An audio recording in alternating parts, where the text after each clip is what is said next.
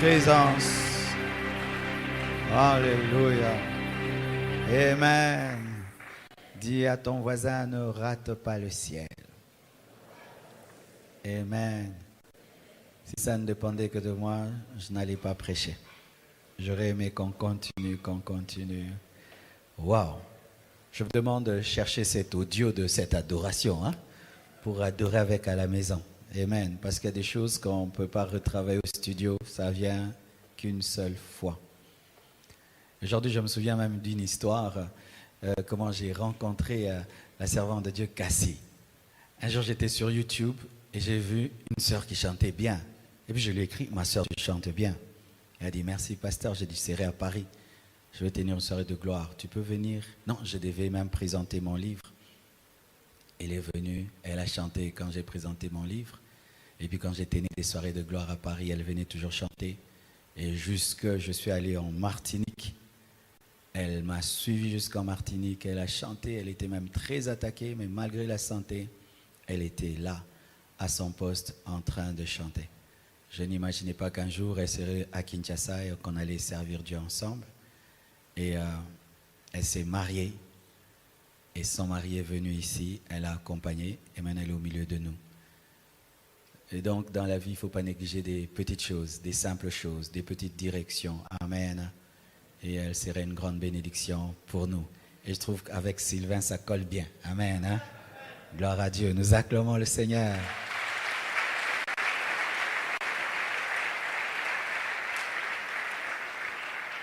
Je ne serai pas très long comme j'ai pris presque tout le temps dans l'adoration. Aujourd'hui, nous allons parler en termes de famille. C'est un culte des familles. Il y a très très longtemps que nous avions eu des cultes de famille. Mais c'est vraiment un grand fardeau dans mon ministère, un grand message et une direction précise de Dieu. Et nous aurons 2 ou 3 cultes de dimanche des familles parce que je ne saurais pas terminer le message.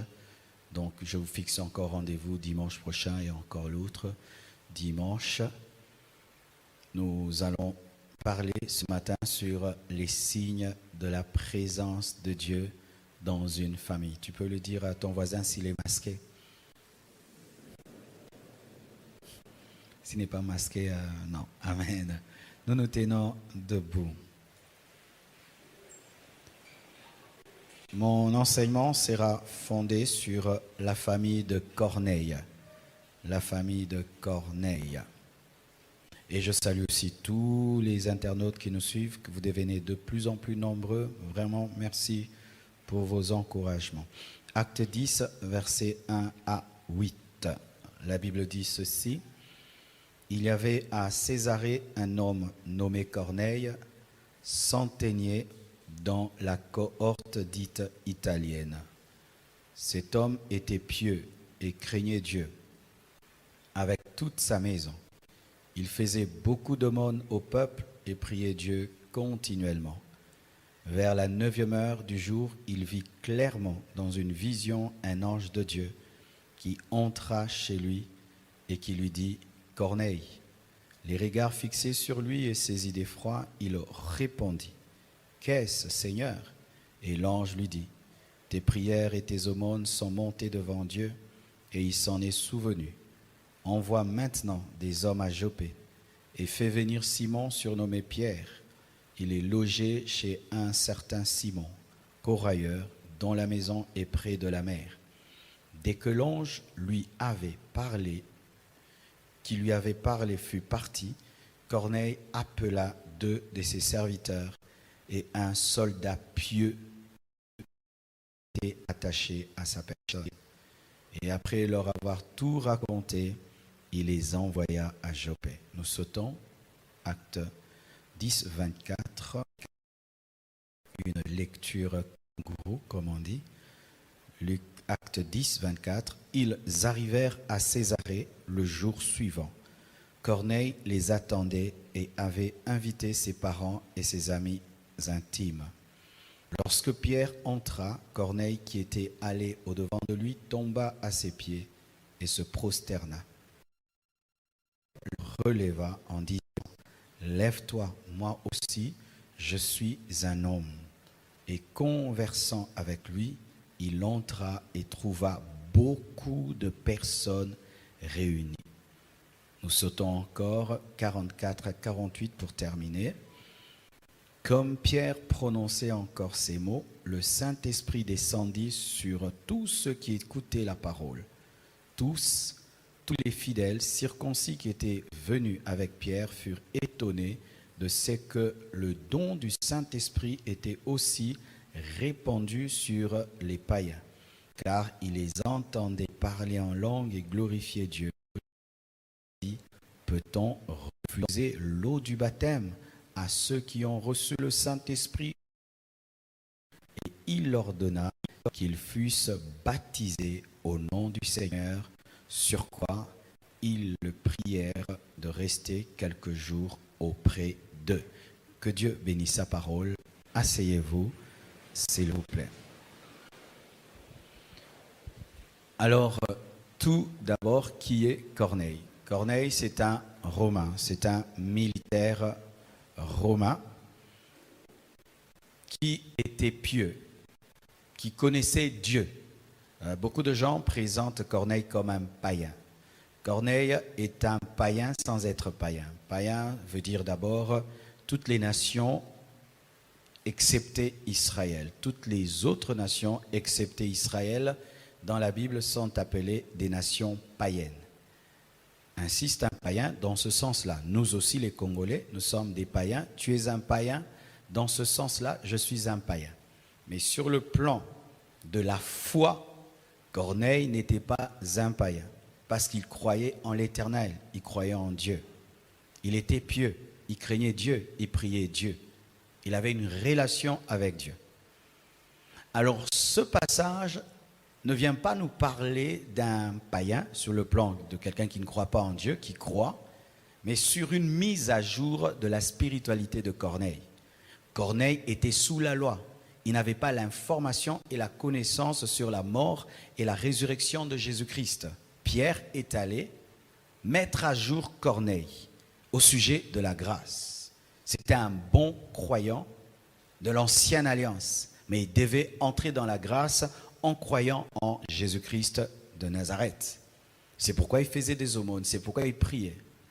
Et c'est quelque chose de merveilleux parce que Corneille est un colonisateur, c'était un dominateur. C'est la période où Israël était sous le joug romain. Donc c'était un militaire qui était venu en colonisation, mais qui a rencontré le Dieu des colonisés. Alléluia. Dieu, malgré la domination romaine sur le plan de l'armée militaire, pouvait sauver même les dominateurs. Et Corneille est un exemple. Même cet homme qui avait dit que Jésus-Christ est fils de Dieu, le jour où on avait percé son côté. Ainsi, beaucoup de Romains devenaient des croyants et beaucoup étaient devenus des chrétiens, même si militairement, ils dominaient Israël. Et lorsque Dieu a voulu mettre à jour la spiritualité de Corneille, il lui est apparu au travers d'un ange et il lui a parlé de Pierre, et Corneille enverra des serviteurs pieux, précision. Donc il avait même amené ses militaires à croire en l'Éternel, et c'est comme ça qu'un réveil puissant a commencé dans la maison de Corneille. Et je crois que Corneille a été puissamment utilisé par Dieu pour même amener l'évangile parmi les Romains. Voici une chose avant d'entrer dans le vif du sujet. Si ta maison n'est pas remplie de Dieu, elle sera remplie du diable. Parce qu'il n'y a pas de neutralité dans la spiritualité. Soit tu es lumière, soit tu es ténèbres. Soit ta maison est consacrée à Dieu, soit elle est consacrée au diable. Et tu n'as pas besoin de la consacrer par une prière pour qu'elle soit consacrée au diable. Le fait seulement qu'elle soit vide de la présence de Dieu, automatiquement elle sera remplie du diable. Nous disons que le naturel n'aime pas le vide et le spirituel également n'aime pas le vide. Si ta maison n'est pas remplie de la présence de Dieu, elle sera remplie de la présence du diable. Si ta maison n'est pas visitée par des anges, elle sera visitée par les démons. Si ta maison n'est pas saturée du Saint-Esprit, elle sera saturée des esprits impurs. Ainsi, frères et sœurs, cet enseignement, ce n'est pas à prendre ou à laisser. Tu dois prendre cette parole, croire en cette vérité, la pratiquer afin que ta maison soit remplie de Dieu. Lorsque nous étudions l'histoire de Corneille, nous voyons une première chose, un signe. Le Seigneur a envoyé son serviteur Pierre dans la maison de Corneille. Voici le premier signe d'une maison remplie de la présence de Dieu, c'est que Dieu y envoie ses serviteurs. La plupart des temps, nous pensons que Dieu n'envoie que dans des familles liées, possédées, ses envoyés, ses serviteurs. Non, même dans les maisons remplies de sa présence. La maison de Corneille était tellement remplie de Dieu que Dieu a parlé à Corneille pour qu'il puisse inviter son serviteur à y préciser l'évangile de Christ. Est-ce que Dieu envoie dans vos maisons ses serviteurs? Est-ce que vous avez déjà expérimenté ça? Quelqu'un qui frappe à votre porte et qui dit que Dieu l'a envoyé. Je ne parle pas des faux serviteurs de Dieu, je parle des vrais serviteurs de Dieu. Envoyés, mandatés spécialement pour vous. Vous savez, c'est une preuve que Dieu vous connaît. Je connais un prophète qui est au Burundi. Il a quitté le Burundi et il m'a dit, Dieu m'a donné un message pour ton fils. Il a pris un avion, il est arrivé à Kinshasa parce qu'il avait une prophétie seulement pour mon fils. Et je lui ai amené mon fils, il était très jeune en ce temps-là, et il lui a dit, Dieu t'a appelé. Il n'a pas seulement appelé ton père, mais il y a aussi un appel de Dieu sur toi. Depuis toujours, je savais que mon fils était appelé à servir Dieu, et je lui en parlais, mais il ne prenait pas au sérieux. Mais ce qui est bizarre, lorsque ce prophète seulement a parlé à Oracle, et il lui a dit qu'il avait l'appel de Dieu, depuis ce jour-là, il était conscient, il est devenu conscient de sa mission spirituelle. C'est que je ne pouvais faire, lui, il l'a fait. Et Dieu savait qu'il fallait qu'un homme de Dieu aille dans ma maison, vienne dans ma maison pour confirmer ce que Dieu m'avait dit et ce qu'il avait déjà dit. Frères, sœurs, lorsque Dieu agrée une maison, il y envoie ses serviteurs. Il a envoyé Élisée dans la maison de la Sunamite. C'était une femme qui craignait Dieu. Et il y a envoyé afin de résoudre le problème de sa stérilité. Les hommes de Dieu véritables ne se promènent pas pour se promener. Tu ne verras pas un vrai serviteur de Dieu chez toi comme ça au hasard. Non, frère. Ils sont conduits par l'Esprit. Ils sont dirigés par l'Esprit. Et la saturation de Dieu dans une maison peut attirer un homme de Dieu. Deuxième signe, le respect pour les serviteurs de Dieu. La Bible nous dit, lorsque Pierre entra, Corneille qui était allé au-devant de lui, qui n'était pas resté chez lui, mais qui est allé au-devant de lui, signe de respect, tomba à ses pieds et se prosterna. Qui? Corneille. Peut-être c'était un colonel, peut-être c'était un lieutenant, peut-être c'était un général. Mais déjà, il était supérieur à Pierre sur le plan social. Pierre, c'était un pêcheur de poissons. Et lui, c'était un militaire. Pierre, c'était un juif dominé. Mais lui, c'était le dominateur romain. Mais en dépit de cela, il n'est pas resté chez lui à la maison. Il est sorti vers Pierre et il s'est prosterné. Et encore, je répète, les vrais serviteurs de Dieu. Pierre, lorsqu'il reçoit l'honneur qui est dû à Dieu, refuse disant, je suis un homme comme toi. Mais Corneille révèle un respect pour les serviteurs de Dieu. Voici un signe d'une maison remplie de Dieu. On respecte les serviteurs de Dieu. On ne passe pas son temps à parler du mal des hommes de Dieu et on reçoit les hommes de Dieu avec honneur. Frère, j'aimerais vous donner un conseil. Si tu n'es pas prêt à honorer un homme de Dieu, ne le reçois et ne l'invite jamais chez toi. Ça maudit parce que c'est un ambassadeur. Certaines guerres ont été déclenchées par un ambassadeur qui a été mal reçu. Tu reçois l'ambassadeur des États-Unis, tu le maltraites, tu vas voir les Marines débarquer chez toi parce que tu n'as pas respecté l'ambassadeur. Et lorsque tu ne reçois pas l'ambassadeur de Dieu avec respect, tu auras une guerre avec celui qui l'a mandaté. Celui qui vous reçoit, me reçoit, dit la parole de Dieu. Malheureusement, aujourd'hui, à cause de tous les scandales qu'il y a, les gens se sont donné le droit de juger les hommes de Dieu comme s'ils les avaient établis. Ne tombez pas dans ce piège, frère. Tu n'as pas appelé l'homme de Dieu. Et ce n'est pas toi qui le jugeras. Si il a l'onction et il est appelé de Dieu, tant que Dieu l'appelle serviteur, toi tu ne peux pas dire qu'il n'est pas serviteur de Dieu. Et j'ai vu dans certaines églises, les fidèles sont formatés à respecter leur pasteur et à manquer du respect à tous les autres pasteurs. C'est une secte. Cher pasteur, lorsque tu enseignes à tes fidèles et tu les amènes à te respecter seulement toi, tu as créé une secte parce que les ministères, les 5 ministères sont donnés pour le perfectionnement des saints. Pas seulement ton ministère, même le ministère des autres pasteurs.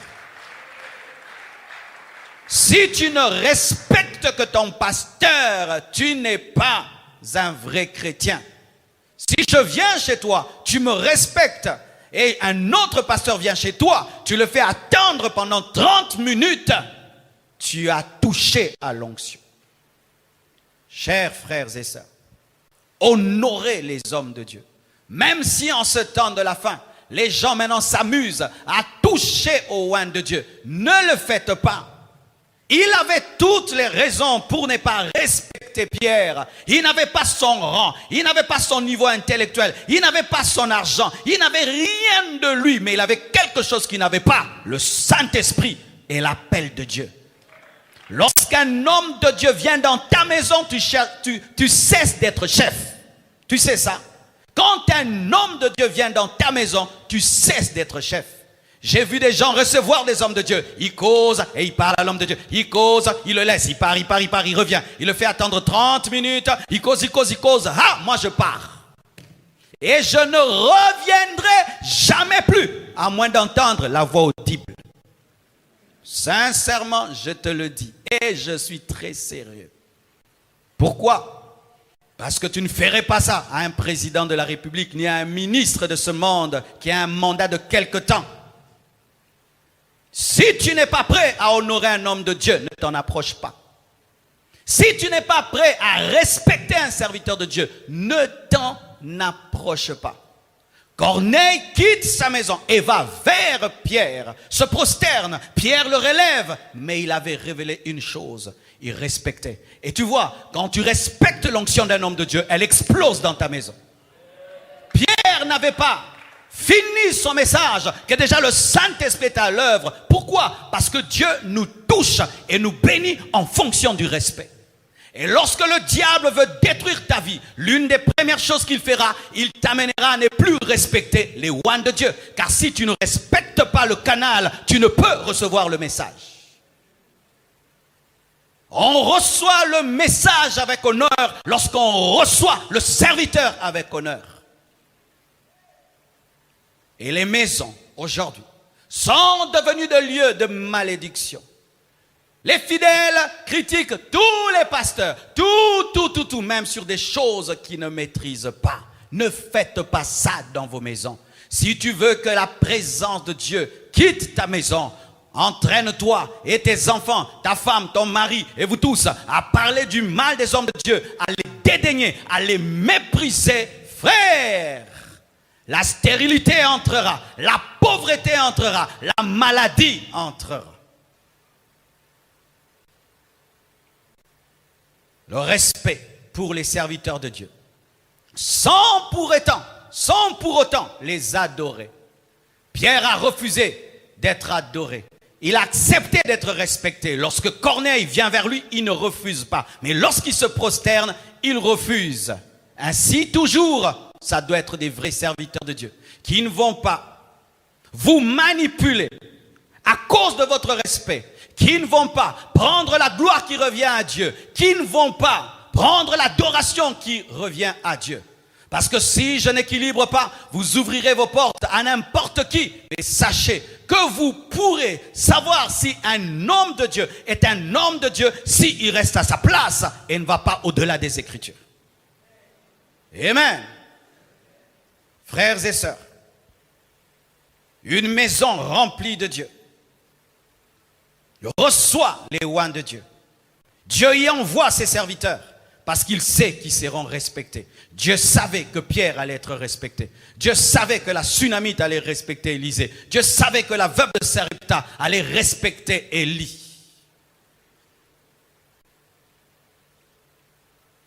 Troisièmement, l'humilité. Lorsque Pierre entra, Corneille, qui était allé au-devant de lui, tomba à ses pieds et se prosterna. Il était humble malgré son rang social.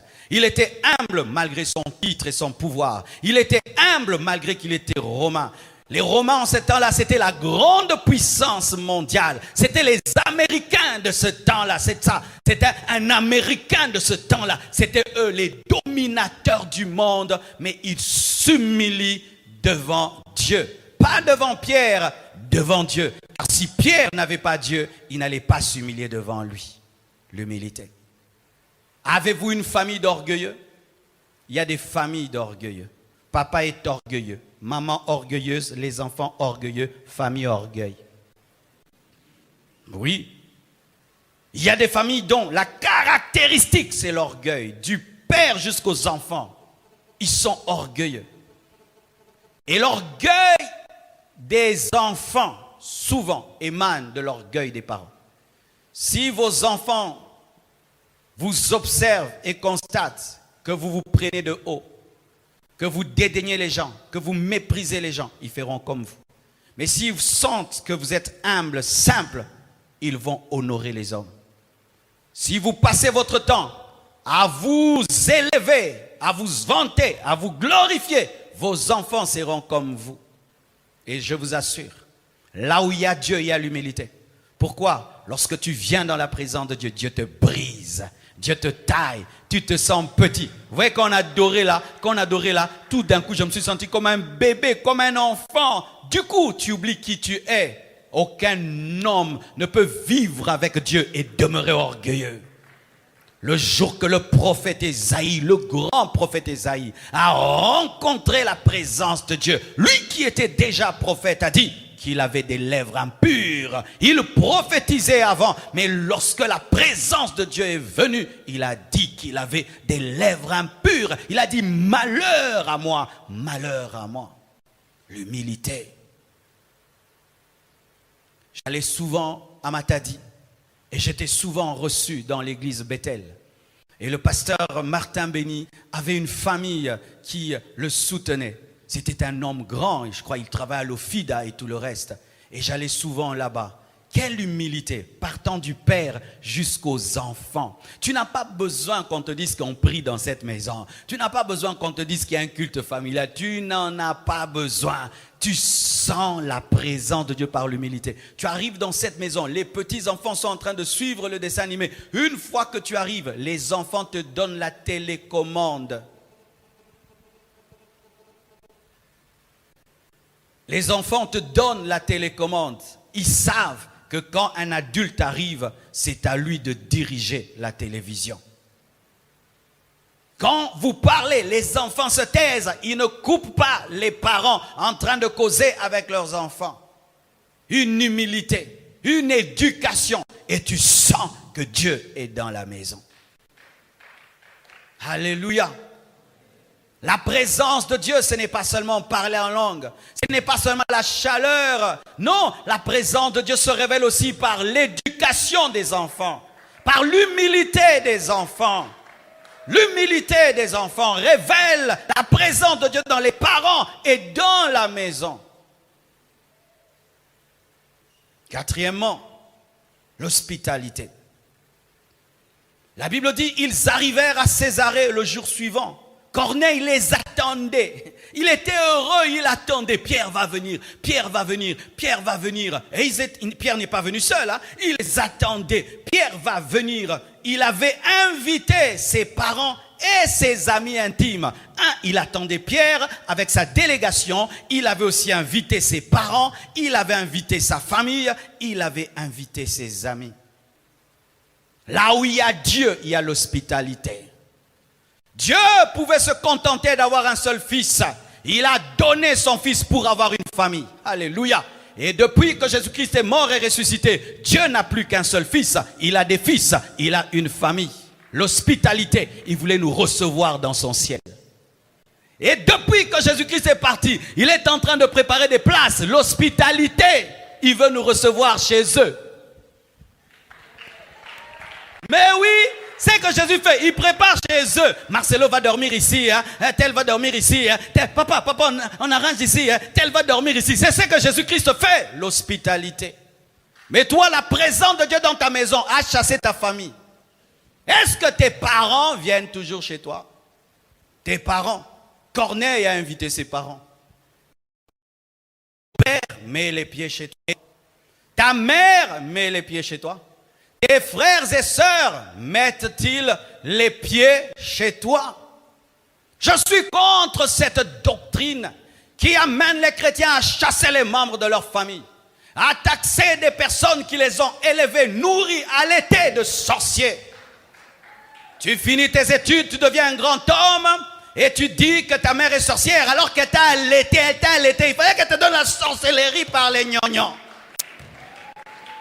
Mais oui, elle t'a allaité. Et puis tu deviens un grand homme, elle est sorcière. Tu as bu les laits de la sorcière. Arrêtez cela. Parce que ta mère a vieilli, je te dis toi aussi tu vieilliras et tu ressembleras aussi à un sorcier. Parce que lorsqu'on vieillit, nous tous on a des visages de sorciers. Parce que la sorcellerie en Afrique, c'est avoir des rides, alors qu'il y a des beaux sorciers, les top modèles. Beaucoup de top modèles sont des sorcières, mais nous ne voyons pas la sorcellerie chez elles. Nous avons leurs photos sur Instagram.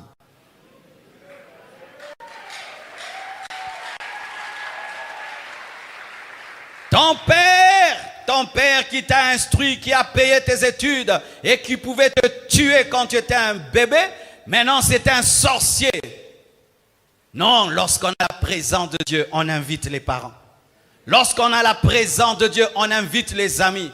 Une maison remplie de la présence de Dieu attire. Les visiteurs ont envie de revenir et de revenir et de revenir et de revenir. Est-ce que ceux qui visitent ta maison ont le désir de revenir ou disent plus jamais,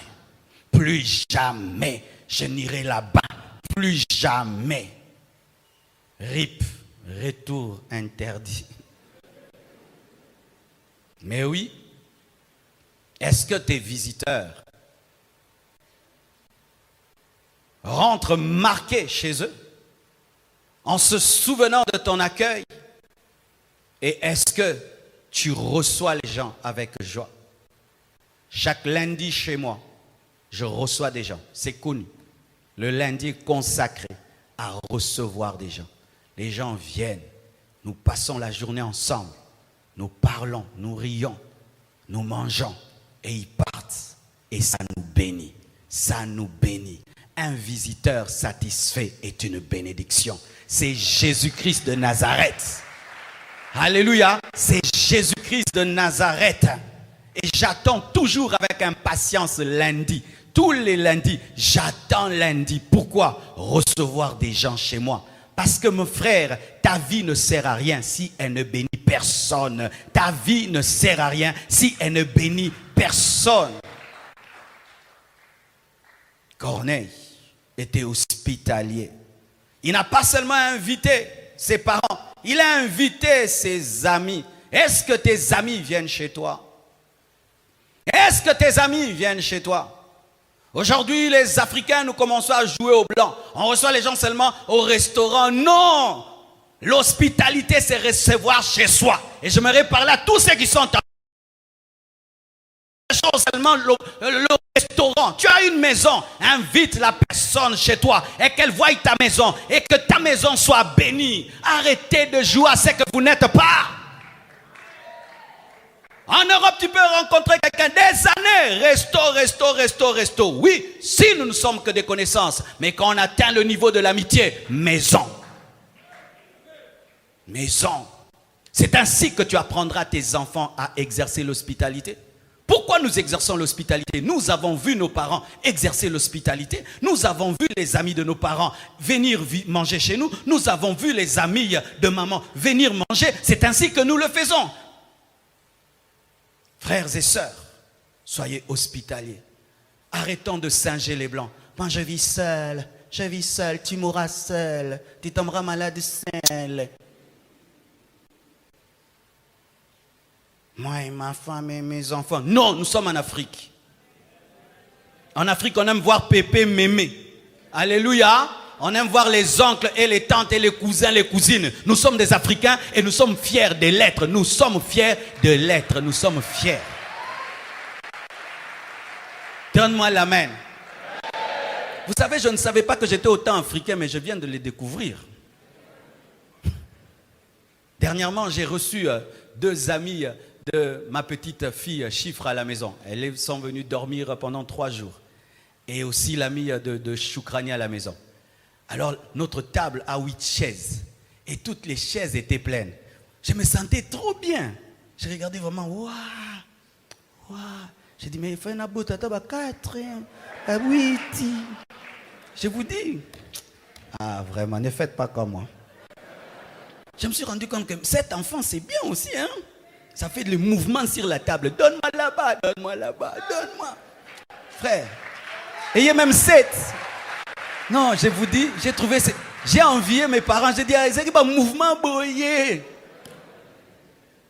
Mais quand tu n'en as qu'un. Ah, gloire à Dieu. Alléluia. L'hospitalité. 5e, la soif de Dieu. La Bible dit, comme Pierre prononçait encore ces mots, le Saint-Esprit descendit sur tous ceux qui écoutaient la parole pendant que Pierre prêchait. Il n'avait pas fini.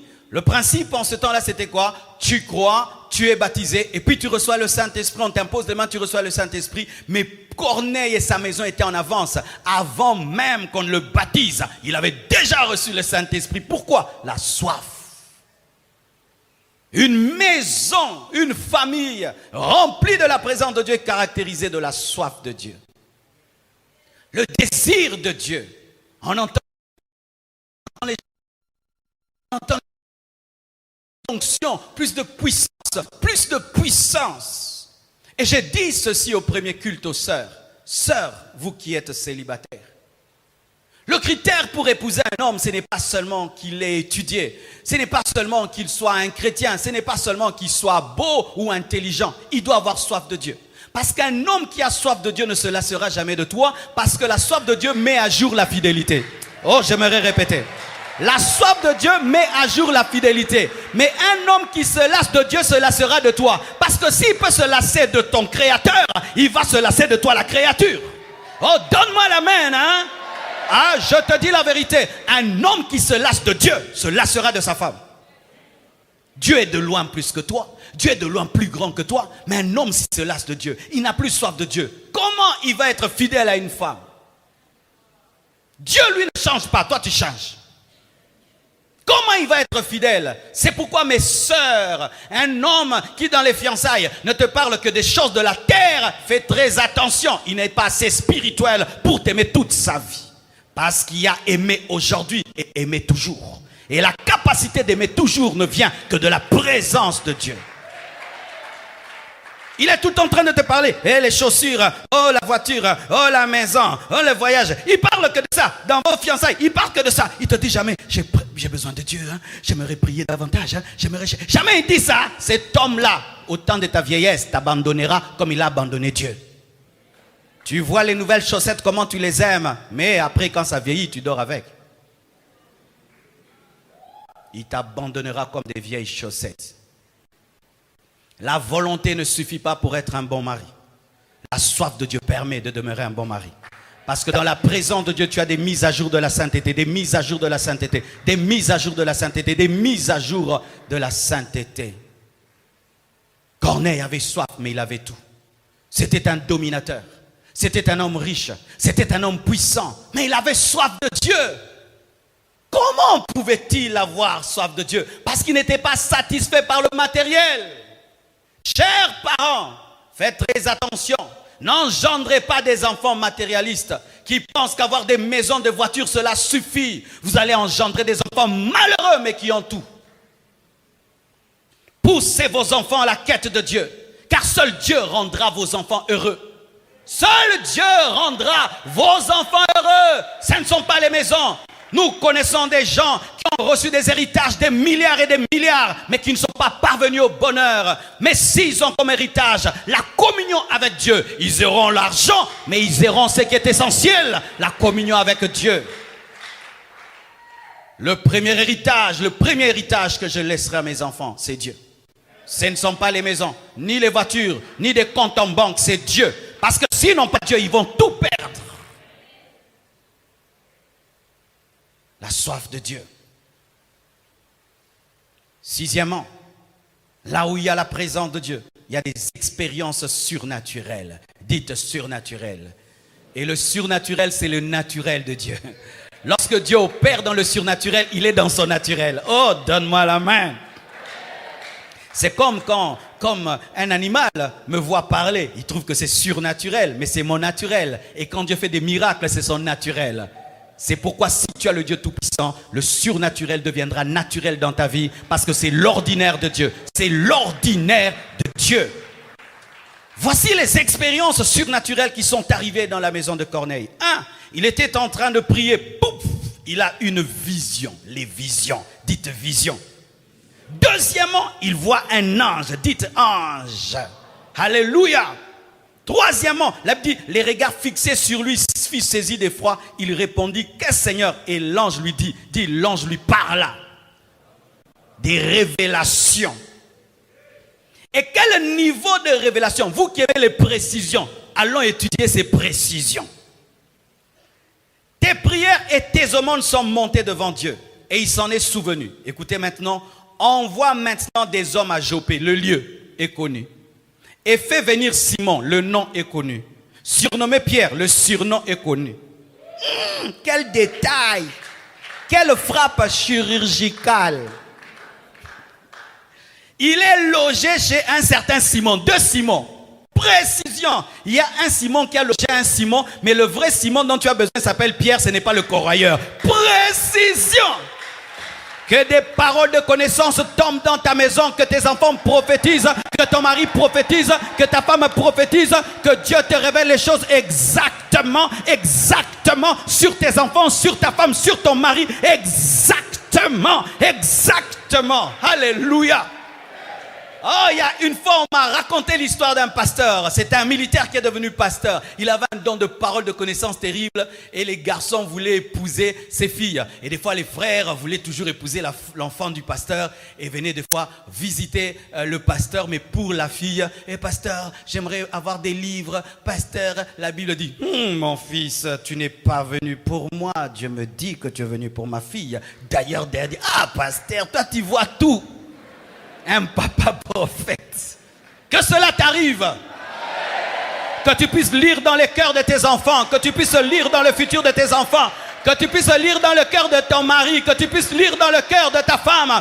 Que Dieu te donne la révélation de tes visiteurs. Et que Dieu te donne la révélation de qui est venu te détruire. Et qui est venu te construire. Que Dieu te révèle les années qui arrivent. Que Dieu te révèle le futur de tes enfants. Et que Dieu te permette de connaître ce qui va arriver. Par la vision, par la prophétie, par la parole de connaissance. Oh, donne-moi la main, donne-moi la main. Le surnaturel, que des anges tombent dans ta maison et que les démons soient chassés. Je déclare Que les anges tombent dans ta maison et que les démons soient chassés. Non aux oppressions, non aux oppressions, mais oui à la présence des anges. Au nom de Jésus, frère, je prie que Dieu puisse mettre des anges devant ta porte, dans ta chambre, dans ta maison, et que ta maison soit saturée de la présence de Dieu. Que tes enfants puissent dormir, ils se réveillent avec des songes, avec leur interprétation. Que ton enfant te regarde et qu'il puisse te dire: papa, Dieu m'a dit ne sors pas aujourd'hui. Que Dieu te donne cette dimension de pouvoir dire à ta fille: ce n'est pas l'homme de ta vie, le Seigneur m'a dit cela. Que Dieu te donne la dimension de pouvoir percer le futur afin de révéler ce que Dieu veut. Lorsqu'une maison est remplie de Dieu, il y a le surnaturel.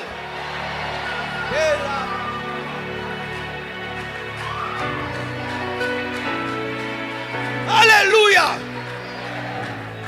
Oh, dernièrement, on a eu une telle expérience. On était en train de dormir. Maman Blanche a eu une vision précise. Et vous savez quoi? Une petite fille qui avait dormi à la maison a eu le même songe. Le même. L'enfant voit, la maman voit. Pareil. La même nuit, même rêve à deux personnes qui ne sont pas dans la même chambre. Quand Dieu remplit ta maison, personne ne pourra venir et te détruire comme ça. Quand Dieu remplit ta maison, tu ne vas pas faire les choses au hasard. Quand tu pries, le ciel entend. Oui, tu ne pries pas devant un ciel qui est fermé. La Bible nous dit que le voile du temple était déchiré de haut en bas. Jésus-Christ a déchiré le voile du temple. Nous pouvons nous approcher avec assurance du trône de la grâce pour être secourus dans tous nos besoins. Je prie que Dieu communique les dons spirituels à vos familles au nom de Jésus-Christ. S'il y a des caméras dans les entreprises, tu dois devenir la caméra de Dieu dans votre maison. S'il y a des caméras dans les bureaux, tu dois devenir la caméra de Dieu dans votre maison au nom de Jésus-Christ. Et si ton don de vision n'opérait plus, qu'il soit restauré de la même manière qu'on répare les caméras. Que Dieu te répare, que Dieu te répare, que Dieu te répare. Les sorciers t'ont attaqué parce que tu les as attrapés, mais aujourd'hui le Seigneur te répare. Les sorciers t'ont attaqué parce que tu les as attrapés, aujourd'hui le Seigneur te répare. Oh, donne-moi la main, je sens l'onction. Alléluia. Corneille connaissait le nom de son visiteur avant que son visiteur ne vienne. Il connaissait l'adresse de son visiteur avant que le visiteur ne vienne. Hey! Il connaissait même où, chez qui habitait son visiteur avant que le visiteur ne vienne. Un ange est venu pour ça. Je refuse que dans ma maison qu'il y ait des étouffements spirituels. Non. Je refuse que les démons se baladent dans ma maison. Non. Je refuse que les sorciers puissent voler sur mon plafond. Non. Je refuse tout ce qui est malédiction, tout ce qui est démoniaque. Non. Je veux le surnaturel de Dieu. Je veux l'onction, je veux la présence, je veux des guérisons miracles. On dit que ton enfant a une maladie incurable. Le Seigneur le guérit et le médecin témoigne que tu as Dieu. Vivez des miracles de guérison dans vos maisons. Vivez des miracles de guérison dans vos maisons. Vivez des miracles de guérison dans vos maisons. Oh, glory. Ma dernière fille, quand elle est née, mes frères, tous les pronostics étaient qu'elle devait mourir. Et on nous a dit qu'elle devait mourir. Pendant qu'on voulait pleurer, j'entends une voix au dehors de moi me parler. Dehors, ne pleure pas. C'est toi l'autorité spirituelle. Décide sur l'enfant. Waouh! Refuse qu'elle meure. J'ai dit, je refuse, ma fille ne mourra pas. Va à l'hôpital. Je vais à l'hôpital. On l'avait mis dans une couveuse sous photothérapie. Et je ne pouvais pas entrer. Il y avait une vitre entre moi et elle. Dieu m'a dit, je traverse la vitre. Prie au travers de la vitre. J'ai prié. Aujourd'hui, elle est vivante, intelligente, belle. À la grande confusion des médecins. Mes frères et sœurs, vous n'avez pas cru en une histoire. Vous avez cru à un Dieu vivant, un Dieu réel, un Dieu réel. Décide sur tes enfants. Décide sur ta femme. Décide. Tu as le droit d'opérer dans le surnaturel. Parce que ton Dieu est surnaturel. Là où il y a la présence de Dieu, les anges de Dieu viennent. Moi, je crois que devant ma maison, il y a un ange comme ça. Au-delà des gardiens, non, moi j'ai des anges comme ça. Moi je crois quand je dors, il y a des anges qui se tiennent les mains et qui me regardent comme si j'étais dans un berceau. Oh, donne-moi l'amen. Moi, je le crois. Aucun démon ne peut me toucher dans mon sommeil. Ah, jamais. Aucun sorcier ne peut me toucher dans mon sommeil. Jamais, jamais, jamais. Je ferme les portes d'entrée des démons dans ta vie. Je ferme les portes d'entrée des démons dans ta famille. Je ferme les portes d'entrée au nord, au sud, à l'ouest, à l'est. Je ferme, je ferme, je ferme, je ferme, je ferme, je ferme, je ferme au nom de Jésus-Christ. Un jour, on a pris une bonne. On prend la bonne. Elle vient habiter la maison. Elle-même, elle fuit. Elle fuit. Elle fuit. La sorcière a fui elle-même. Tu prendras un travailleur qui est venu en mission, le feu le brûlera. Et Dieu te révélera ce qu'il est venu faire. Tu prendras une bonne qui est en mission. Elle ne pourra pas opérer. Elle ne pourra pas. Elle va te demander son salaire. Elle partira. Elle ne reviendra plus jamais. Un sorcier peut être engagé. Même s'il prépare pour tes enfants, ils n'attraperont jamais la sorcellerie. Personne ne peut donner à mes enfants la sorcellerie. Personne ne peut donner. Tu donnes les biscuits, ça ne fera rien. Tu donnes la viande, ça ne fera rien. Jamais, jamais. Pendant qu'il veut manger, l'ange de Dieu touche cette nourriture et la purifie et la sanctifie. Il y a des anges qui marchent dans ma maison. Il y a des anges qui marchent dans ma maison. Moi, je crois qu'il y a des anges qui marchent dans ma maison, qui sont derrière mes enfants. Partout ils sont.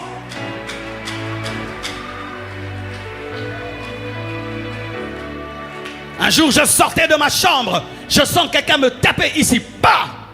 Et il me dit, je suis l'ange qui accompagne ceux qui marchent dans la sainteté. J'ai entendu. Et quelqu'un m'a tapé, qui m'a vraiment tapé. Il n'y a pas que des démons, mes frères. Les anges sont plus nombreux que les démons. Le 1/3 des anges a suivi le diable. Donc le 2/3 est resté fidèle. Donc si tu as face à toi un démon, tu dois avoir au moins 2 anges. Mathématiques, spirituelles. Mais plus tu sers Dieu, Dieu ajoute les délégations. Dieu ajoute. C'est comme ça qu'il y a des gens, tu vois, il vient lui-même, mais tu sens qu'il est venu avec beaucoup de gens. Il y a des gens comme ça. Tu le sens, il est seul, mais tu sens qu'il est accompagné, il a beaucoup d'anges. Il marche avec une armée. Élie, on l'appelait comment? Char d'Israël et sa cavalerie. Cavalerie. Un jour, il a ouvert les yeux à son disciple. Et il a vu quoi? La montagne était remplie de chars. Et il marchait avec une armée.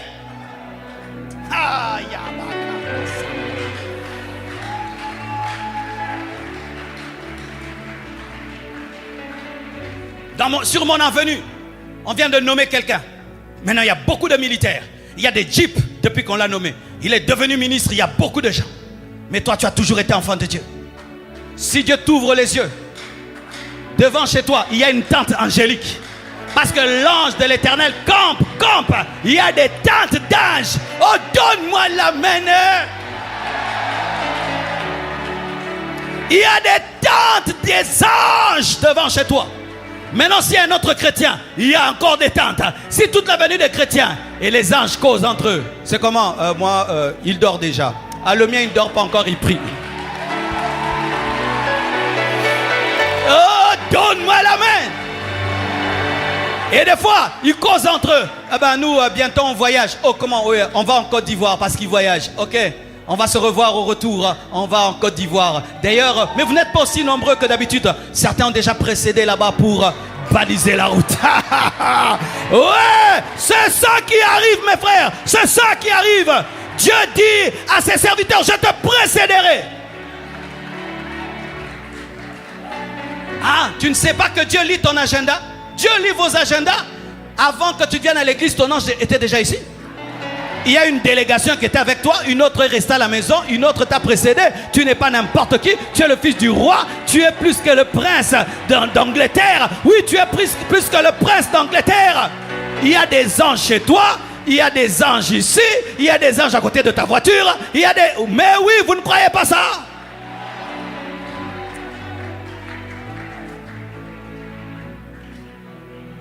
Ta maison, c'est un lieu de rencontre.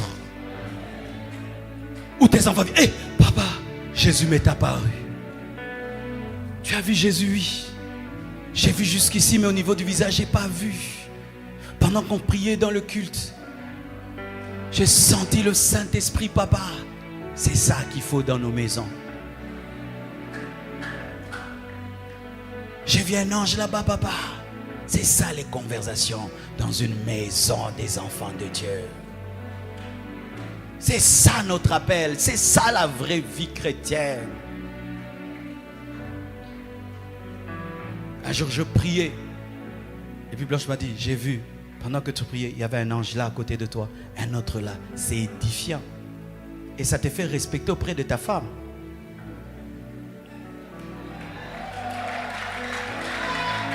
C'est respectueux. Elle voit que son mari, on ne joue pas. Et c'est bien Nzamba que ça rappelle mingi mingi. Imagine que ton enfant un jour te voit là pendant qu'il cause avec toi. Il voit derrière toi quelqu'un. Et les enfants de Jacob ne blaguaient pas avec Jacob. Ils savaient que c'est un homme qui pouvait se battre avec des anges. Il dit, papa, comment tu t'appelles Israël? Je me veux raconter l'histoire de mon nom. Un jour, je me battais avec un homme. Non, c'était avec un ange. J'ai combattu toute la nuit. Et l'ange m'a frappé là. Ah, papa, c'est pourquoi tu boites? Oui, c'est pourquoi je boite. Mais depuis, je suis devenu puissant. Quand je dis une chose, elle arrive. Et toi, Judas, tu vas engendrer des rois. Et cela est arrivé.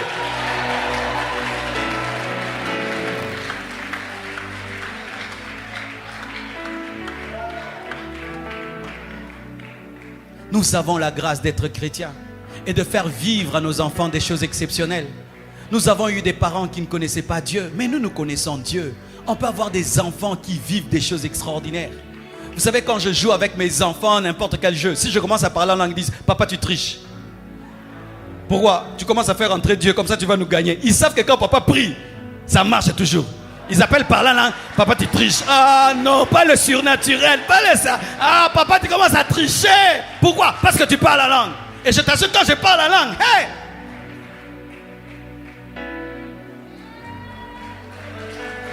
Oui, mes frères, il faut faire vivre ça à nos enfants, qu'ils sachent qu'il y a un Dieu vivant. Lorsque Corneille a invité Pierre, il a dit à ses enfants, un ange m'est apparu, nous allons recevoir un visiteur. Oh papa, quel visiteur? Il s'appelle Pierre, il est chez le corroyeur. Et quand Pierre entre à la maison, il dit, hé papa, comme tu as dit, vous pensez que les enfants de Corneille allaient blaguer avec Dieu? Je n'ai jamais nagé de toute ma vie, mes frères. Jusqu'à l'âge que j'ai. Mes enfants nagent, ils ont appris. Et puis on a construit une piscine à la maison. Je la regarde comme ça, là j'ai peur de m'y jeter. La nuit, le Seigneur m'apprend à nager. Oui, il me montre comment on nage. Et puis je dis, je nage aujourd'hui. Il dit, papa, je nage. J'entre, je nage jusqu'aujourd'hui. Oui, je nage bien. Et puis mes enfants disent, tu as nagé? J'ai nagé. Tu as appris où? Le Saint-Esprit. Je puis tout par celui qui me fortifie. Il m'a révélé que l'eau n'est pas l'eau. L'eau est un coussin. Oh, papa, l'eau c'est un coussin. Oui, Dieu m'a révélé que l'eau est un coussin et l'eau n'est pas mon ennemi. Et je vous assure, ils savent que leur papa est surnaturel.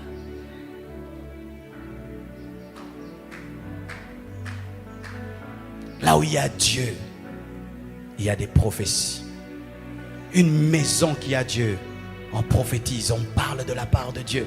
On a des songes, on a des visions avec des explications. On a des guérisons miracles. Des choses que l'homme ne peut donner arrivent dans cette maison. Les parents deviennent les prophètes de leurs enfants. Les parents deviennent la source de bénédiction. Vous savez, il y a des enfants, tu peux lui dire, tu es maudit, dit, tu ne me maudiras pas, mon père m'a béni. Il y a des enfants comme ça, hein? Ma mère m'a béni, mon père m'a béni, tu ne me maudiras pas. Pourquoi? Ils ont vu plusieurs fois les paroles des parents arriver. Célibataire, vous avez la grâce. Tu as la grâce de bâtir ton foyer sur des choses pareilles. Ta femme est enceinte même d'un jour, tu lui imposes les mains. Rekamayagazea. Impose les mains à la grossesse de ta femme. Rekondozunde keriaba. Tu commences à imposer les mains. L'enfant entend le parler en langue. Quand il sort, il t'entend parler en langue, il a la paix. Et ça, maman. Les enfants entendent la musique, ils entendent à un certain moment, ils commencent à entendre. C'est pourquoi les enfants dont les mères ont été malmenées naissent avec des blessures intérieures. Mais aussi l'enfant peut naître sachant qu'il y a une autre langue. N'est-ce pas que Marie-Élisabeth se sent saluée et Jean-Baptiste a tressailli? Les choses spirituelles des mamans ont touché les enfants. Zamba Zalaka. Zamba Zalaka. Oh, il me dit de m'arrêter là d'ailleurs. Lèvons-nous. Alléluia. Oh, le surnaturel.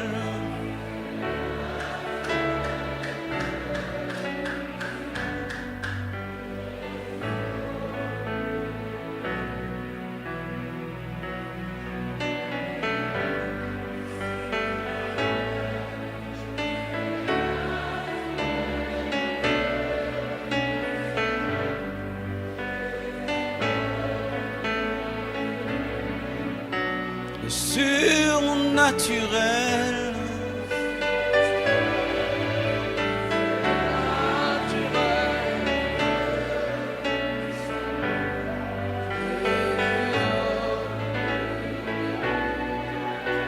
Le surnaturel.